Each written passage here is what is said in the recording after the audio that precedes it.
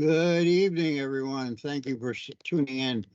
Hope that you like and subscribe our channel. This is Tom Nowetner, the conversationalist. We're here to talk about issues and not argue over them. We may not come to a consensus, but I hope that we can at least agree to disagree and be polite about it. Well, your emails and correspondence have been coming in. I very much enjoy reading as many as I can. There's way too many for me to read. However, I appreciate your comments and your suggestions, and overwhelmingly, because in the news this past week was government spending and how out of control it was.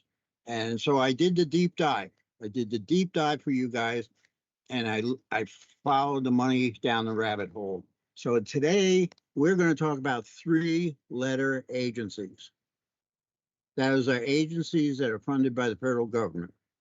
We're also going to talk about the cabinet, DOD, and auditing. I think you're going to be surprised by some of the numbers I came up. I was. So let's understand. John F. Kennedy had 7 cabinet uh, members in his administration. Joe Biden has 15. These are all paid people who come into the administration, who aren't elected, who get a cursory look over, and they're in charge of huge budgets and huge agencies that spend a lot of money.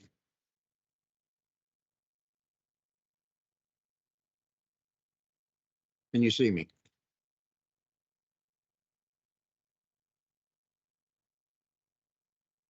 Did you touch Okay, something? Are you good. nervous? I see you. Yeah, everything blanked out on me. Oh no, you're fine. Keep going. I'll let you know if things go south. Okay, well, that's good because I can't see anything. Here we go. Uh, Three-letter agencies. Those are the agencies that we as Americans relied on for a long time to handle the problems so that the president could go about his business and have a greater reach. So we authorized this as people. We had our members of Congress that we voted in and Senate, and we've gone now to 17 security agencies within the United States federal system, 17 of them. That doesn't count the FDA and all these other three-letter agencies that control the drugs and the food and transportation. These are all people that were not elected, who definitely did not want to be scrutinized too much. If we do scrutinize them, they seem to disappear on us. And I don't understand how it is. But these non-elected officials, um,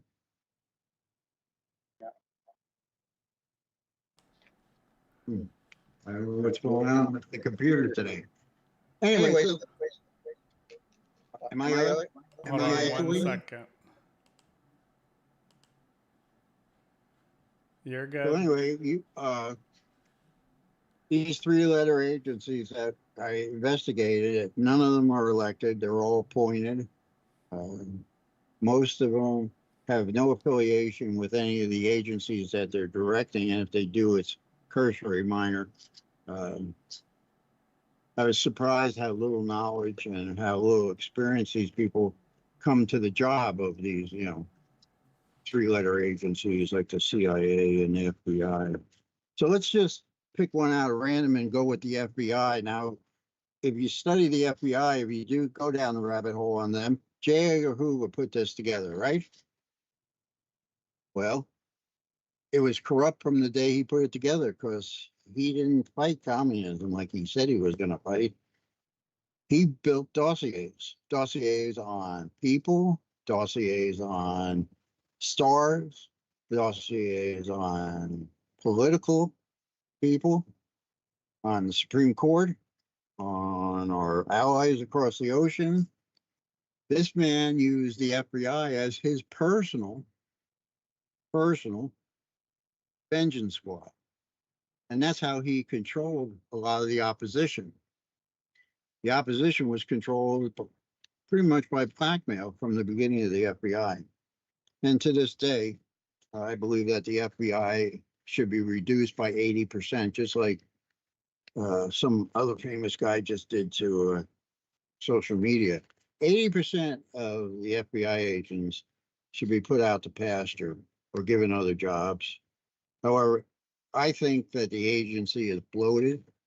It makes things up, it conspires, and it maintains its level of readiness and expenditures. CIA, same way. As far as I know, the CIA, since 1963, has been working against the United States as much as it's been working for the United States.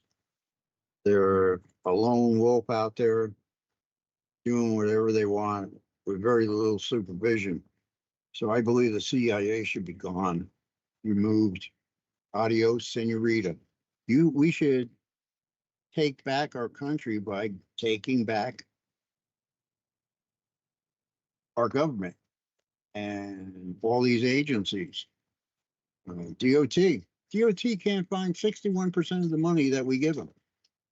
Goes somewhere, gets lost. Can you imagine if you got a paycheck on Friday for 2 weeks and on Saturday you couldn't account for 61% of it?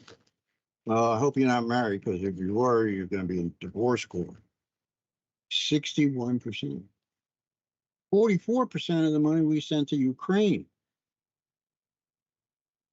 we can't find. We can't account for. The equipment goes across the border to rebels fast as it goes out to the Ukrainians. You may not like these numbers. You may want to contest them with me, and that's fine. I can make mistakes, but I'm telling you right now that this is a long, ongoing process, something that we have to talk about and we have to think about. You have to remember that you are in a situation now where the government is in every aspect of your life to one of these 3 or 4 letter agencies. I don't, buying a car, buying a phone, owning a house. I was watching a FEMA concert, whatever you want to call a conference, and they were saying about confiscating materials for when they go into an area and they need to have emergency supplies, and obviously they didn't get them, roadways are shut down or whatever. Going house to house to confiscate them and redirect those things that they confiscate to everybody. So if you're out there prepping, don't let the FEMA know it, because according to them, they have the right to come into your house, take your house over, and collect all your supplies. Oh my God, I can't, how far out of control have they got? Homeland Security, where did they come from? They're in charge of everything. Everybody reports. I can't believe that we have layers and layers of now 3 agencies that are looking at each other. Are we going to survive this amount of government? I don't think so. I think the federal government is so bloated and so out of control. You and I and every other American can't afford them. Well, let me say that again. We cannot afford the size or the almost redundant qualities of these 3-letter agencies. We can't do that. We can't afford it. We're already so far in debt. Our grandchildren aren't going to pay it off. Our great-grandchildren, it's going to take our great-great-grandchildren to pay off this debt. They've run it up so high. We need a small federal government. We need to give all this decision-making back to the states. I mean, the federal government is involved in so many things that should be state issues. And they're spending tons of money. Here in my home state of New York, not only is the federal government out of control, but the state government's out of control. I cannot believe that they're cutting farm subsidies and talking about relocating farmland and taking farmland out of production and, you know, dairy farms that are going out, they're not replacing them. They're controlling the food source. They're taking that money, they're giving it to other programs. Now, I'm not just only talking about minorities. That's a whole different issue, a different story that we'll talk about minorities another time. I'm talking simply about your dollar. When you send your tax dollars in, where it's going. If it's going to prop up these bloated 3-letter agencies, or it's going to the states and the states are redundantly focusing on the exact same thing the federal government is, just they're piling federal money into a situation and then throwing state money on top of it and throwing out the door and hoping that it's going to make a difference, because they're funding these programs that have been around for quite a while. Nobody understands just how much money it takes to run these programs. If you look at the welfare system, Johnson put it with the Great Society in 63, 64, 65, and they were touting it as the next best thing, that everybody was going to have a living wage and you didn't have to worry anymore. You just allow the government to control your life. Well, I was alive in 1964. Most of you were not, but I can tell you everything has gotten worse. I mean, we had a boom until 1974, but it took 10 years for this new system of the Great Society to corrupt not only government, but the civilians. I mean, the most important thing that I thought would happen is after Kennedy was gone, that people would start looking at the government and saying, what's going on? But they didn't. People became afraid. If our government could kill Kennedy, if Johnson could come in office and spend trillions of dollars and break up Black families, Hispanic families, even white families, all you have to do is go down to the welfare office and apply. And if you have a husband in the picture, you don't qualify. So you get him out of the picture, you have a few more kids, you're set for life. Now we're talking 64 to 74, when the economy was good and people lived great, and I owned a house, I owned a car, and I was in law enforcement, and I could afford everything, all my toys and Corvette and my sailboat, my motorcycle, and we were living good on a nice piece of property. Well, 74 came and the riots kicked off and everybody became tribal. We decided that everybody was the cause of the problem. Nobody took responsibility for the problem. And the government said, okay, we have all these problems. What we're going to do is make all these different agencies to handle these problems. So you see what they did? They made a problem that wasn't there. And then they went to developing agencies to handle the problems that are there now because of what they did. I don't know if that's too convoluted, but if you follow my train of thought, you'll see where I'm going with this. We didn't have all these agencies in the 50s and the 60s. We didn't have these agencies to fight World War II. We only got these agencies after the Great Society was put in, and everybody was going to be equal, and everybody didn't have to worry about money. And they didn't have to worry about where the next paycheck was coming for, blah, blah, blah, blah, blah. Wasn't true. So the 3-letter agencies came into vogue, Now we got TSA will hold you up, makes you come to the airport an hour early, and sometimes that's, you know, not even enough time. You have people behind the TSA counter that just take one look at them. They don't want to be there. They're doing the minimum that they can get away with.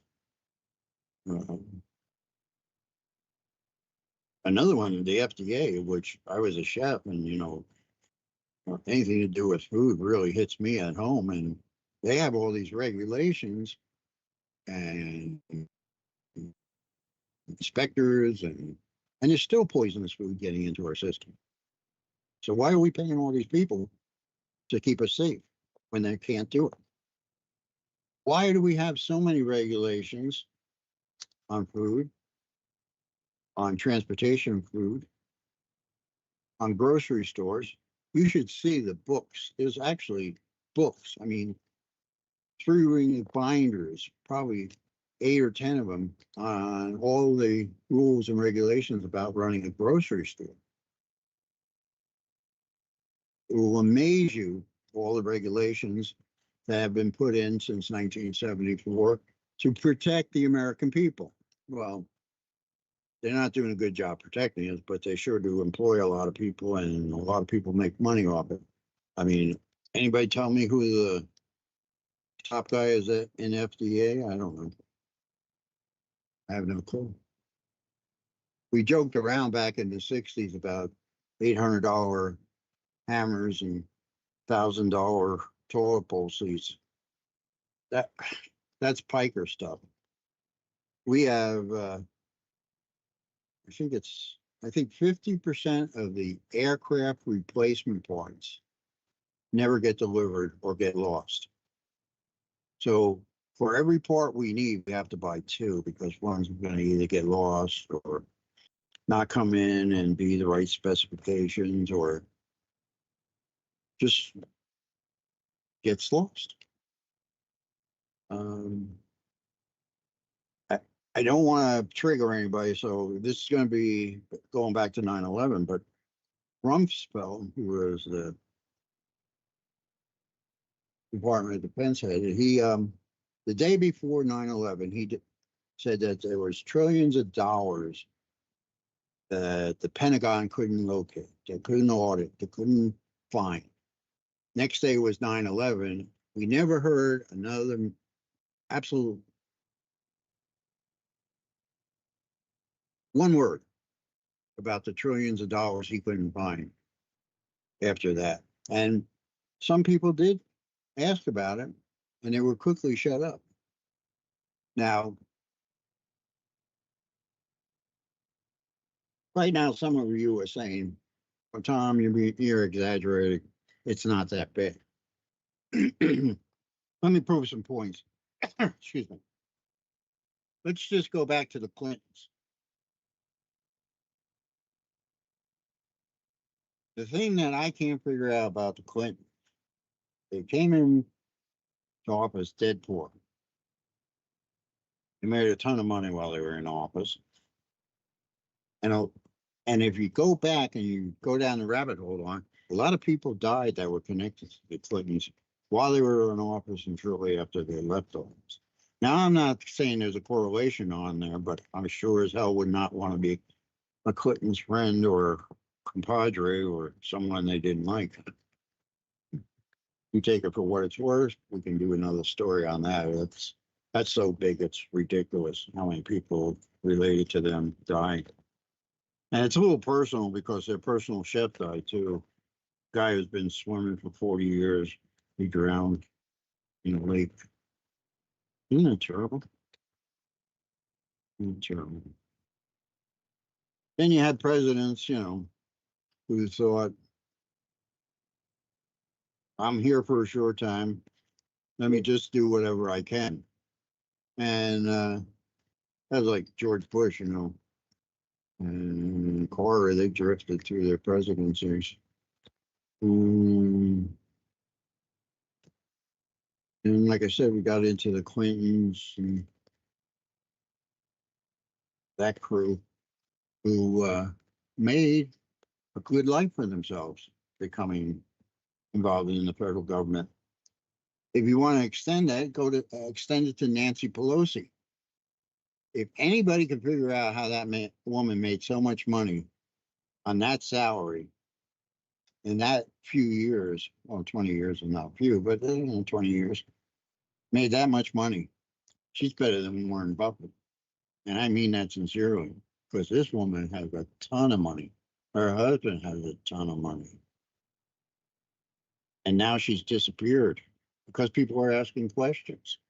How can you stand back and go, I don't see anything, I don't hear anything? You understand? How did she make her money? Because she came in flat broke. 30 years later, she's walking out like she's Queen Midas. The Obamas. We're going to talk about Clintons. We might as well talk about the Obamas. Here's another one walked in. Community activist. His claim to fame is, I don't know what. His birth certificate said he was born in America. That's good enough for me. He walked out of office. I don't remember anything this guy did that helped me personally or anybody at all in America. He was such a do-nothing president. Everybody thought, oh, the first black president, he'll, open doors, shake out the sheets, and clean the corners, and get us back on track. Well, it didn't happen. I wound up doing absolutely nothing. I mean, I don't care if you like Trump or not. I hope that either Trump or Harris gets in, because I have fear of both of them. But the Obamas walked out with a ton of cash and a ton of influence. I mean, I was watching Hillary's conference, and she says, "Oh, I call the president every day." So that brings up the question: who's running the government? Is it Joe Biden or is it Hillary Clinton? Obama's. Say, oh yeah, we're in constant touch. So who's running the federal government? The Obamas, the Clintons, some cabinet secretary that we didn't vote for. Is the FBI out there doing their own things? Is the CIA doing covert and misleading things and doing it all for the red, white, and blue? I don't know, because there's no oversight and I can't get any information. I'm just Tom Newetner from upstate New York. I have no power whatsoever, but I can ask the questions. What's going on? What's going on with our tax money? What's going on with our government? Once again, I'm just spitting this out there. I'm telling you, for the last week, since Josh gave me the assignment, I've been going down the rabbit hole. And the 3-letter agencies that are involved, we'll put up a list of them so everybody knows what we're talking about, have outlived their usefulness. Like I said, get rid of the CIA completely, get rid of 80% of the FBI, and then go tick your way down in every 3-letter agency and make a really hard analysis if they're worth what they're doing and how much money we spend on them. There's a lot of agencies that could be trimmed back, can be absolutely eliminated, because there's somebody else in the government doing the same thing they're doing, or they're sharing their responsibility with some other 3-letter agency. We have to think this out loud, and we have to act as one to bring back control of our government to we the people. To we the people. The money is the primary issue here. If you think it's anything else, you're wrong. It's all about the money. The money in these agencies that needs to be recouped and put back into the federal treasury by shutting them down. IRS. Let's talk about one of the biggest organizations within the federal government that has little or no oversight on it. And they literally can reach in your pocket and take everything you have. Let me say that again. They can literally reach in your pocket and take everything you have and remove it from you, and whatever they do when the federal government takes everything you have. But we must close down the IRS. I mean, just shut the place down. Give everybody notice. You got 30 days, you're gone. Why and how? Well, why? Because it's just a waste of money. Two, this is going back all the way to the beginning of our nation. A flat fee tax would bring in more money than this graduated scale of taxes. People would be more apt to pay their taxes, not to fight things, if they knew everybody had a flat percentage. And it would be graded on how much money you make, obviously. But it would not be over 15%. Let me say that again. We got rid of the IRS and we just put a flat percentage rate on everybody, we would collect more money. It has been proven that the computerization of the IRS would save all the aggravation and call this number and call that number, get this help desk, understand this regulation, 87 books of loopholes that different lobbyists, well, that's another story. We'll talk about lobbyists. I don't have the time to talk about lobbyists, but the lobbyists put in for different businesses how they can loophole out of the IRS tax regulation. So we get rid of the IRS, all that money comes back into the treasury. We put graduated flat tax, no more than 15%. Everybody will be happy with just feeling like it's a fair tax on everybody and that it's equitable. Better than that is every year you wouldn't have to scramble from January to April getting your taxes in, because all the information would be put in either by your employer, your accountant, whomever is the person that takes care of the books for your business or your personal issues. The taxes will be calibrated and they'll be paid. So we don't need, I think the last number was 180,000 temporary people to run the IRS from January to April. That's quite a savings right there, right? We don't need these mega computer centers to process all this data that you fill out, send in, or your accountant fills out and sends in, and you make one minor error and that puts a glitch in the whole system. And then if the system has a glitch in it, that stops whole areas of the country.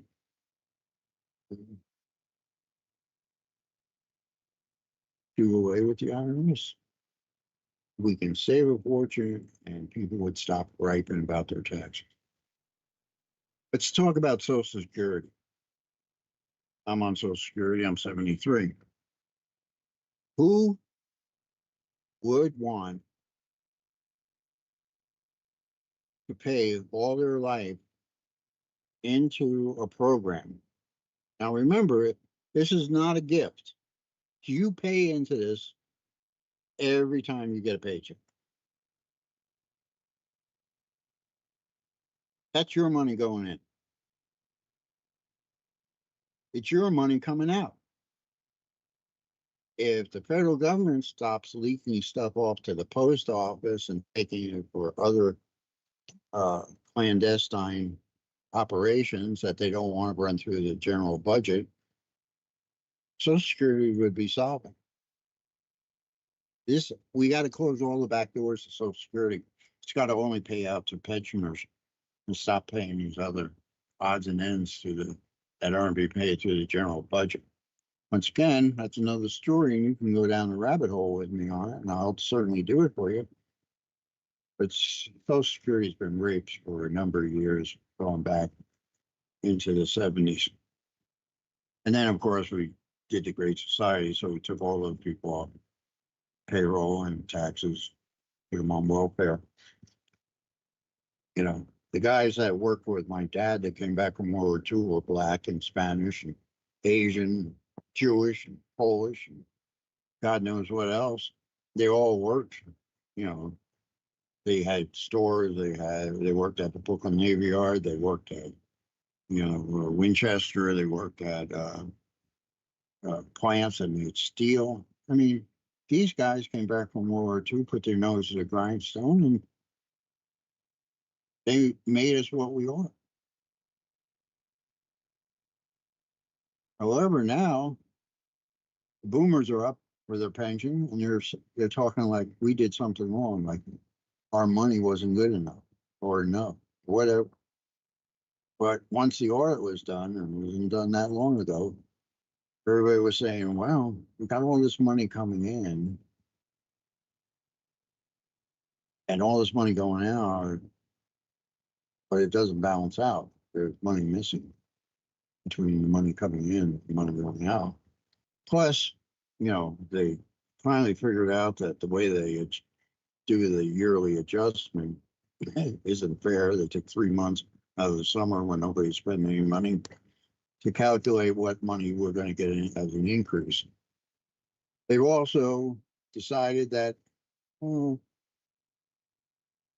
if the average Social Security recipient's getting around $1,500, give or take $100, that's not enough to live on. In fact, if people went on welfare, if people went on assistance, they'd be doing better than if they were on Social Security. Now you say, and I hear it right now, it's coming through the walls at me. Well, if you worked, you should have put money away to cover your retirement. Does anybody remember 2008 when the housing market and the economy fell apart? What did the bank say to you? Oh, do anything you can to save your house. Get money out of your pension plans. Keep your mortgage up to date in time, and, you know, secure your credit. Meanwhile, everybody else is selling like a son of a bitch. They're selling their houses, their vacation homes, their mega yachts. Everybody who's in the know, government and finances, they're stripping down, right? Because they know when the economy comes back that they'll get it all back. And it doesn't matter about your credit score. But schmucks like me, I'm, you know, the American way is to pay your bills and do whatever it takes to pay your bills. So a lot of my friends took every penny out of their pension plans and paid their mortgage payments and fed their families through the crisis. And when they got to the other end, they wound up losing their houses anyway. Or they saved their house, but they couldn't afford to live in it anymore because they were flat broke. And then 2008, now it's 2024, they're retired, and the only thing they have is the Social Security. Like I said, if it's the average is $1,500 a month, give or take 100. The federal government, in their wisdom, says, "Oh, no, you can't live on that money." Well, let's wake up the federal government. Not only can't you live on it, but there's rules that says, you know, if you're collecting Social Security and your wife retires, she doesn't get her Social Security. You only get one Social Security payment between the two of you, and there's a math calculation that I've tried a couple of times and I can't make it work. However, remember that my wife's been working as long as I have, and she put into the Social Security, but she doesn't get it when she retires because I'm collecting. How does that work? Where's that money that she put in going? I don't know. I once again, that's another story, and I can go down that rabbit hole, and I can go year by year, just where the money went from the Social Security bankroll into other things. Just look at the link between Social Security and the post office. For many years, the post office survived on donations from the Social Security.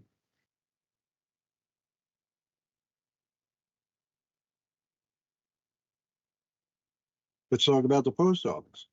Here's an agency that was the best job in the world.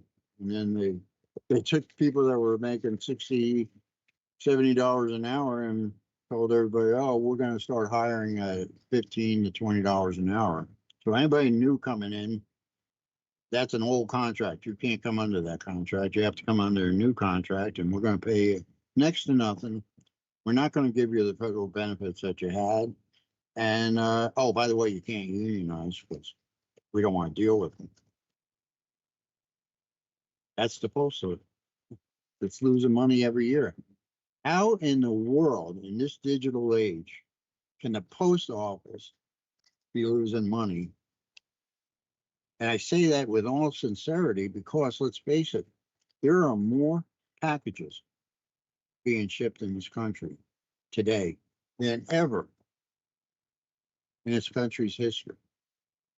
Literally, Prime, UPS, FedEx, the post office runs up and down my street all day long, delivering packages. Sometimes 20, 30 different vans. The post office is out here on Sunday delivering packages. It's weird to see a post office truck on a Sunday morning coming up your street and dropping packages off. You never got mail on Sunday. It was just something that didn't happen. There was a time when you didn't get it on Saturday either, but that's because I'm old. Oh, I don't understand the mechanism of government anymore. When I was taught in high school that we were a republic, constitutional republic, and over the years since, I would say since mid-60s, mid-70s, we became a democracy. If you don't know the difference between a constitutional republic and a democracy, tell me, and I will explain it to you because it's not an involved process, but one that we have to do at another time because it can prompt a lot of questions.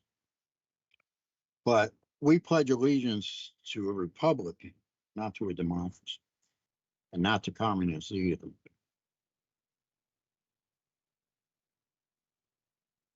There is a major shift going on in this country right now, and that's because, one, the boomers might as well not exist. I haven't seen a boomer on a commercial or TV unless he's selling diapers or catheters or arthritis cream. Gen X is the big one right now, and they're spend more time on social media complaining about Gen Z than they do anything else, as far as I'm concerned. I don't know how, I look at my kids and, I have two that failure to launch, so they just survive. And I have grandchildren, 10 of them, and be honest with you, I don't know how they think. They spend more time on the computer every time I go over there. There's been times I've gone to see my grandchildren and I see them, but I don't talk to them because they're on with a headset and a game controller and you're screaming at somebody in Taiwan about watch your back.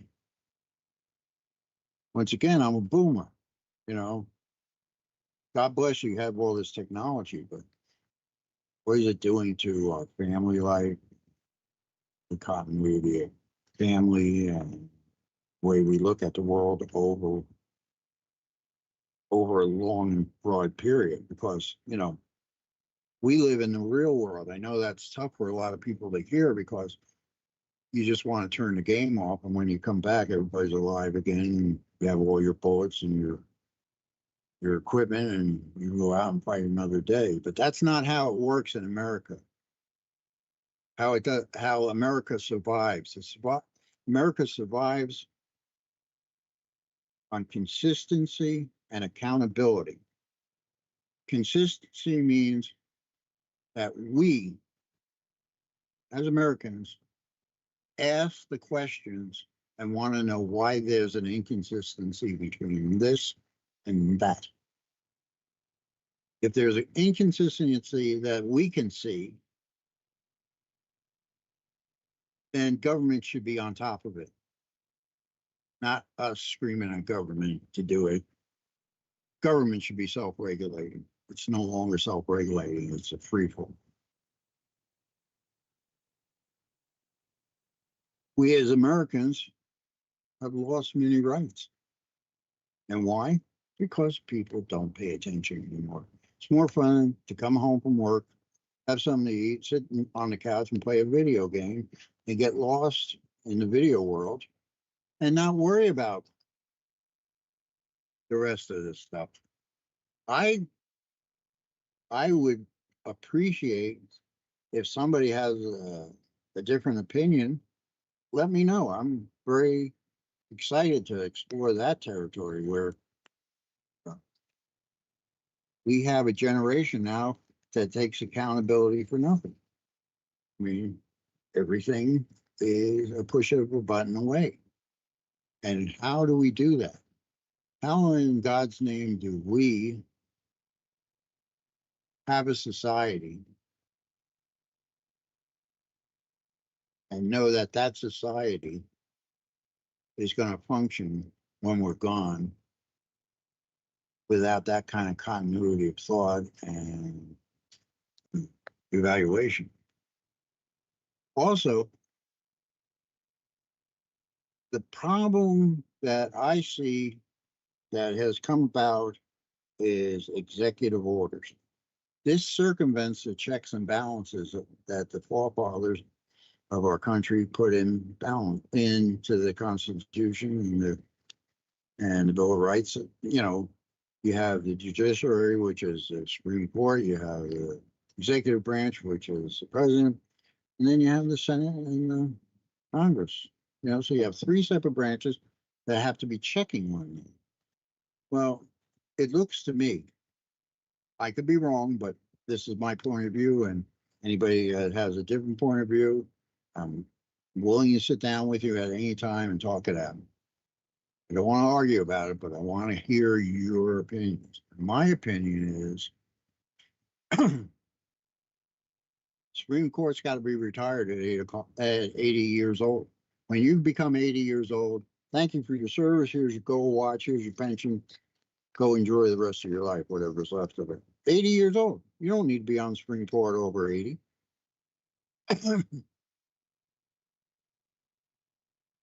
The president, 2 terms, you're out. Now people say, well, that's what it is. I have a fear that at one point or another, we're going to have another Truman situation where for the good of the nature and the continuity of war, somebody got him reelected 4 times, died in office. It could happen again. I mean, somebody goes into office and says, by executive order, I'm going to cancel the elections because of the good of the country. You think I'm kidding?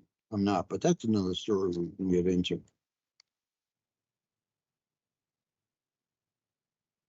What about these 3-letter agencies?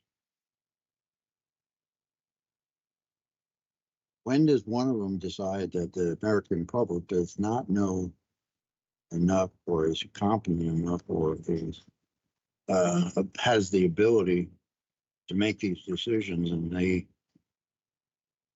decide to just renew the system and by executive order change everything, including our rights and responsibilities? Can you imagine waking up one day and the government suspends your involvement? Can you imagine that? Can you imagine banks being closed for auditing? In other words, you don't have money, you don't have any where to go but the way they say. They shut down the supply lines with regulations. Regulations. They can do it. They can shut down everything. All they have to have is one of these three-letter agencies make an announcement, TSA, and shut down the airlines. Homeland Security, they can order blackouts and brownouts. They can bring in the National Guard. It's not far-fetched. It's absolutely something you have to do. If you don't think so, I would suggest that you do your own deep dive. I've spent most of my life, and I'm 73, trying to maintain a good family life. I was responsible in my businesses. I paid my taxes because I just didn't want to deal with the IRS. So I paid my taxes more out of fear than out of necessity. The scariest thing to me is that the new generation doesn't care, that they don't see the problem, that they don't have the wherefore, the knowledge, the backbone, the interest to get involved. Well, they're already not getting married and they're not having kids. That's, a major issue. We're shrinking. Right now, in parts of Ireland, there's more refugees than there are Irish people. Germany and Poland, they put back up border fences and border guards back on, where EU had a free and open policy. They shut the countries down, no more immigrants. However, we're taking them in by the hundreds of thousands. And the southern states like Texas and those that ship them all over the country, let me tell you, they came up here, but there is none of their food up here in the middle of nowhere, New York, just north of the Pennsylvania border. There's no one that, I can speak a little high school Spanish, but I don't know Spanish either, good enough to converse with anybody. They come here and they spend thousands and thousands of dollars to relocate them. And within a month, 6 weeks, they're back down to one of the cities where they're more comfortable. So we spend thousands of dollars to relocate them. Where does this money come from? And why is it being spent if it's not successful? Another question. It's another rabbit hole we could go down. Immigration. But I want to stay on topic here and I want to close out because my time's almost up. I think I have about 10 minutes left. Once again, please. My thinking is my thinking. My reasoning is my reasoning. I'm looking forward to hearing your reasoning and your logic and your suggestions on how to fix this. To wrap it up, I think federal government's out of control. I personally believe that the evil in the room is the federal government. We have to transfer a lot of the powers that the federal government had taken over to these three-letter agencies and give it back to the states. I believe, and we can talk about it, but not argue about it, because I don't argue. I only ask for a reasonable discussion on what you think the cause is. You might think something totally different than I do, and that's okay, because then I learn. Because if I surround myself with yes people and people that think the way I do, I never learn anything. I never see another view of the same situation. And that's important in this life. We've lost that art of conversation, the art of being able to talk to one another and express our different views and our different logic and reasoning without it becoming an argument or a fist fight or losing friendships. I don't live in safe zones. I don't live in a bubble. I live in the United States of America, and to make the United States of America work, we all have to be involved. I don't know what the fix is to how we get people back involved in America. I mean, they're so busy with the latest fashion and music, video games, clothes, um, the internet, and all the other things. Big thing right now with my grandchildren is AI. They're, it's amazing what they can do with it, but I don't understand any of it.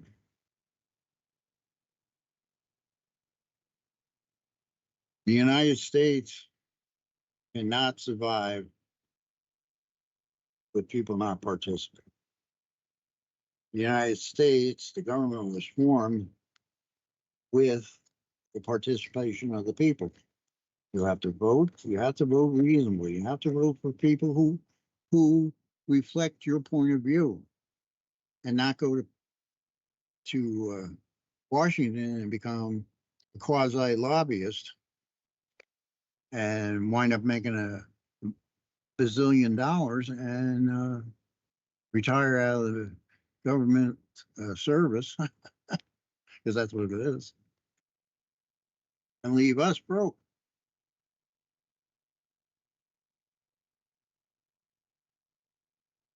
The one thing that I do know, that I'm not here for a long time. I'm on the quick slide out. I have a lot of medical issues, but it's just my age. You know, with age comes all sorts of problems. So I'm on that downhill slide.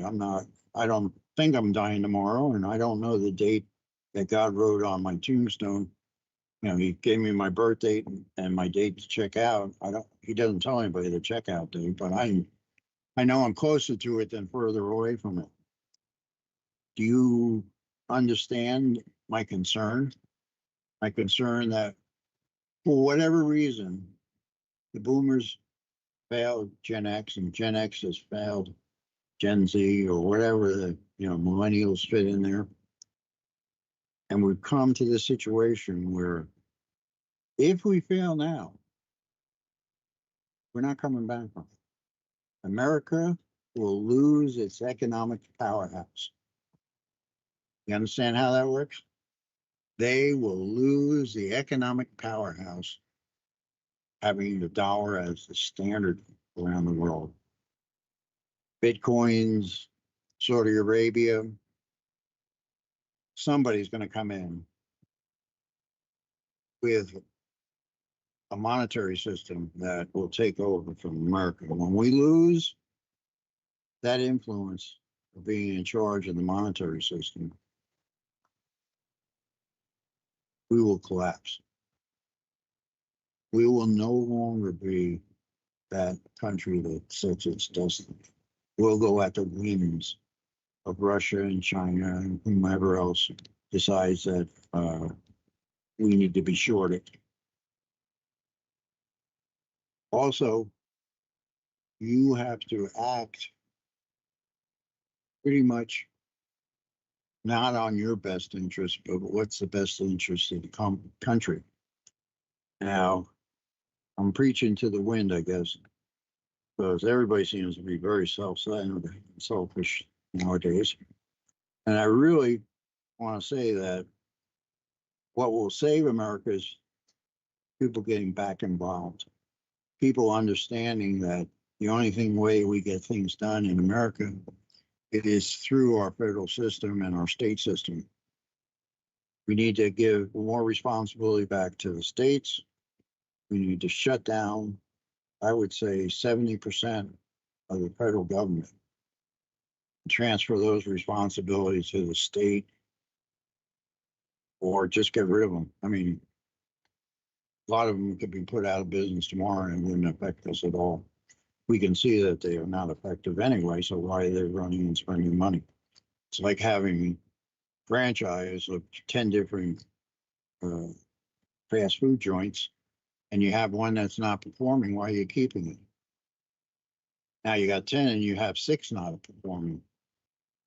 You're a bad business person. Fix it. And we can fix the American government. Well, speaking for 55 minutes. Josh, anything to say? I agree with a lot of everything that's in there. One of the things that stands out to me is the Department of Education. I just look, Go ahead.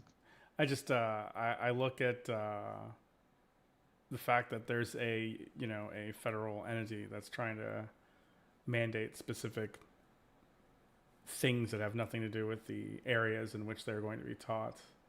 I think that the thing that I find most irritating about specifically Department of Education is that there are strings that come along with the money, and that is the beginning of corruption, right? If they were just like, here's enough money to cover math, science, history, and reading, right?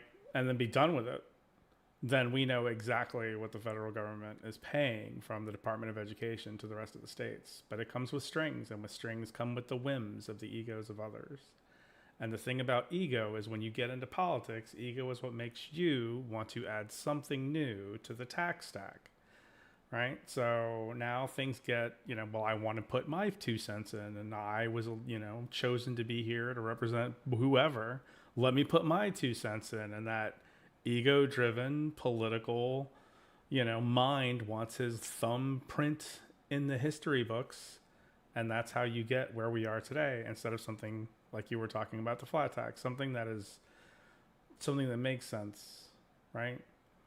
And my other, big issue is, why are we doing omnibus anything? Why are we not doing one paper bills?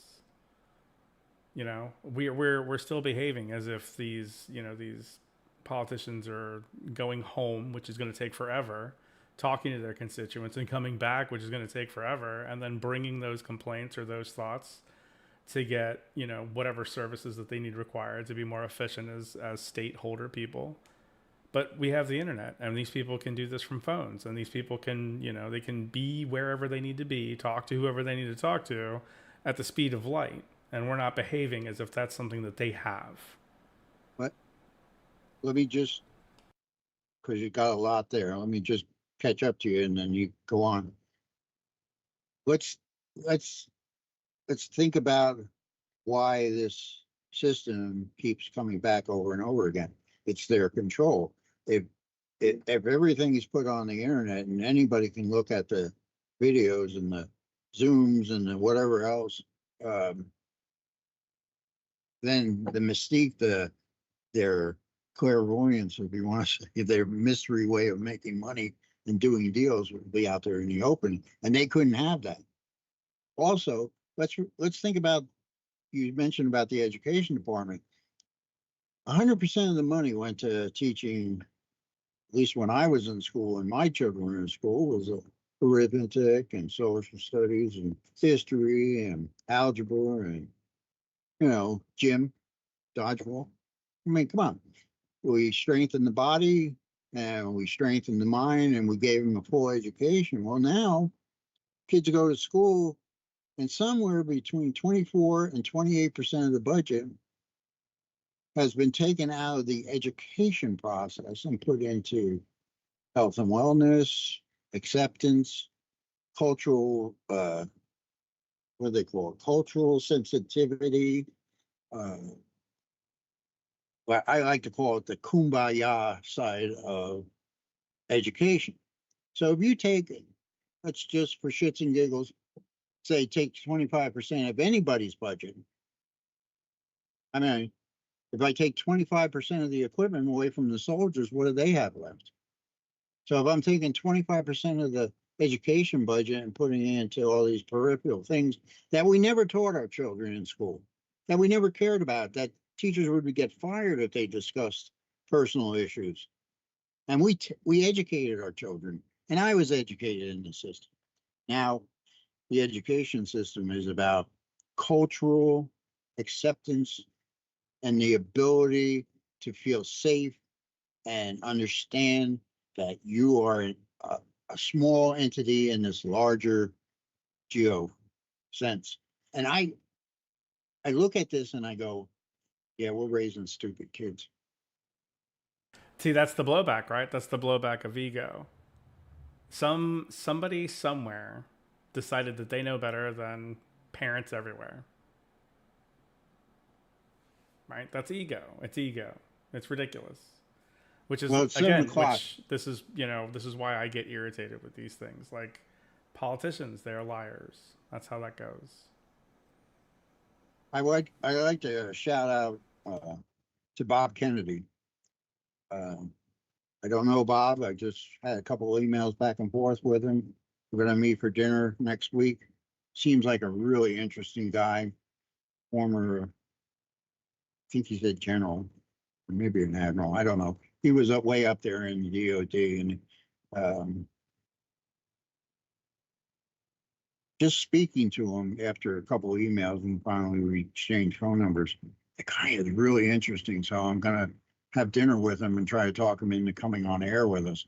I think if we can get him on air and join people in, he would be an absolute wealth of knowledge and understanding for the DOD. Because even he said in his time, he never got a straight answer about any kind of money situation. He could get straight answers about equipment, and most of it was missing. He made me laugh. But that's another story, and we'll do that if he can come on board, and if he can't, we'll just do the deep dive into it. But as always, thank you for showing up. Appreciate everybody that watches my time here, and I appreciate Josh. He's the Wizard of Oz, makes this look good. He keeps me on track even when the computer takes a crap on me. I hope that you'll like and subscribe and like the content. I hope that you will come back and at least let me into your lives another time so that you can give me that feedback on how to make this better and how to make it more significant in your world. That's all I want to do. I just want to have a conversation. It's one of the things I've always done in my life is have a conversation. I miss having conversations. We did it around the dinner table when I was very young. We did it around the dinner table when I was raising my children.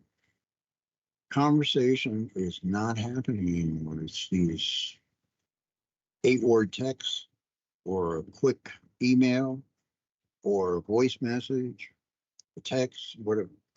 You understand? We don't talk face to face and say to one another, this is my view. This is how I see it. Tell me how you see it.